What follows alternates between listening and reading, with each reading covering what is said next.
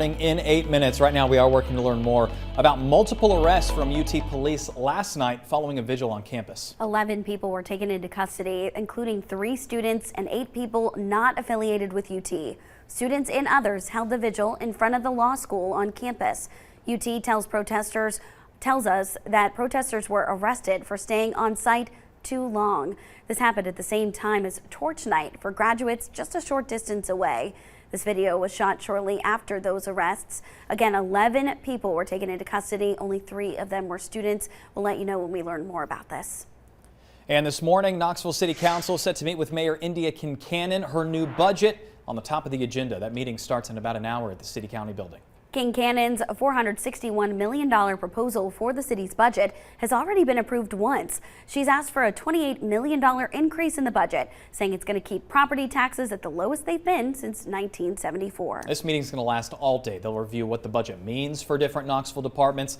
A big chunk of this budget headed to KPD, the police department. Starting pay there going up about $10,000. There's also money in the mayor's budget for raises at the fire department and a new fire station in East Knoxville, as well as nearly $15 million to address Knoxville's housing crisis and other community improvements. It all starts at 8:30. If you would like to watch the stream, we'll have a recording of that meeting for you inside your WVLT News app. Stay with us on air and online for those updates. And this morning, the National Weather Service says a total of 10 tornadoes touched down in Tennessee last Wednesday. One person is dead, dozens more are still hurt. Here in East Tennessee, we saw straight line winds. Wind speeds hit up to 90 miles per hour in some areas. And sadly, one person died in Claiborne County when a tree fell on a car.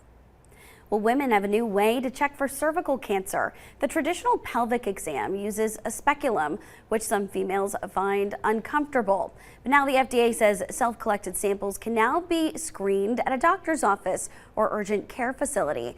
The majority of cervical cancers develop from HPV, and regular screenings can help identify risks for women. Cervical cancer kills roughly 4,000 women every year in the U.S. That's according to the CDC.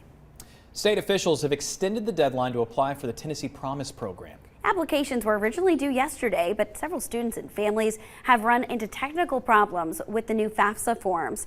The deadline to apply is now May 31st. This week marks the 10-year anniversary of the Tennessee Promise program. It allows students to attend community or technical college for free. And happening this weekend, hundreds of veterans from all eras are joining together for a free picnic. It's taking place Saturday at Chilhowie Park. It's put on by the Bill Robinson chapter of the Vietnam Veterans of America. All veterans are invited. It starts at 11 o'clock. Our own Casey Wheelis will be there serving up food. Well, the Children's Festival of Reading is returning to World's Fair Park this weekend. Several tents are going to be set up. It's going to feature story time, science and discovery, and sing-alongs. Your kids can even meet characters from popular kids' books like Don't Let the Pigeon Drive the Bus and Where the Wild Things Are. It all starts at 10 o'clock in the morning on Saturday. How about some free live music today? Concerts on the Square hosting its first Variety Thursday. Tonight's group, little pop band from Florida. The city hosts free concerts during the summer months. Music starts at 7. The next time for Variety Night is June 20th. Now, we are less than a month away from CMA Fest in the Music City. Now organizers are revealing dozens of singers who will take the stage in downtown Nashville this June. They join a list of headliners that already includes stars like Luke Bryan, Lainey Wilson, and Keith Urban. Newly announced performers include Old Dominion, Craig Morgan, Josh Turner, Shabuzi, and Tennessee State University's own The Aristocrat of Bands. If you want to go, tickets are on sale right now. 4-day and single-day passes are available. Well, only 107 days until it's football time in Tennessee. And we now know that Tennessee's early season non-conference game against the Wolfpack of NC State kicks off at 7:30 on ABC. That game will be played down in Charlotte. The Vols opened the season the week before inside Neyland Stadium. We welcome the Chattanooga Mocs to town. It is 6:54. We want to get a check of your first alert traffic with Kristen Allen.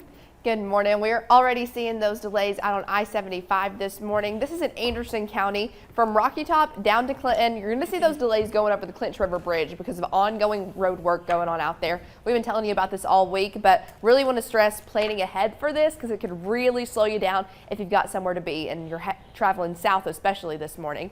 But taking a look here across the board here closer to downtown Knoxville, we're looking pretty good. Not seeing any slowdowns related to that morning rush just yet, but we'll keep a close eye on that for you.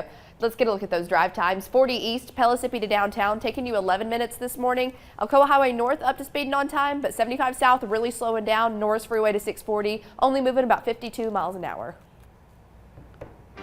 5 minutes to 7 in your first alert forecast. It may be quiet now, but again, that's about to change in, 24 hours. This time tomorrow, I'll be tracking some showers rolling in. For now, I'm tracking fog filling in gaps in the clouds this morning. We just have some stray specks of rain that are continuing to try to develop using humidity, which then we see in the form of fog as well. We just have some limited visibility in parts of Knox, now a little bit more Union. Hard to see in parts of Granger, Hamblin, Jefferson, DeKalb County, Greene County.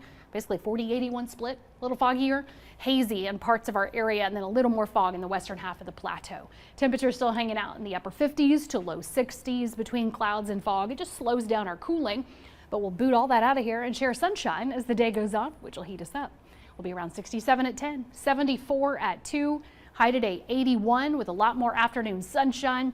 Really a good looking day before we have to deal with rain. Now, I showed you where it's building and brewing across the region. That's going to be sliding up, kicking out some batches of rain at times for us. I do think we'll kind of ease into it at first with some showers tomorrow, then rain and storms during the day tomorrow. So that's why I say we've got a lot to track for you starting Friday morning on and off into your weekend. So a lot in the first alert 8-day planner, especially this first half. As we look ahead to next week with that heating, we got a lot we're keeping an eye on for you in that WVLT First Alert weather app. All right, Heather, thanks. Headed over to WBXX. We'll see you. Have a good Thursday.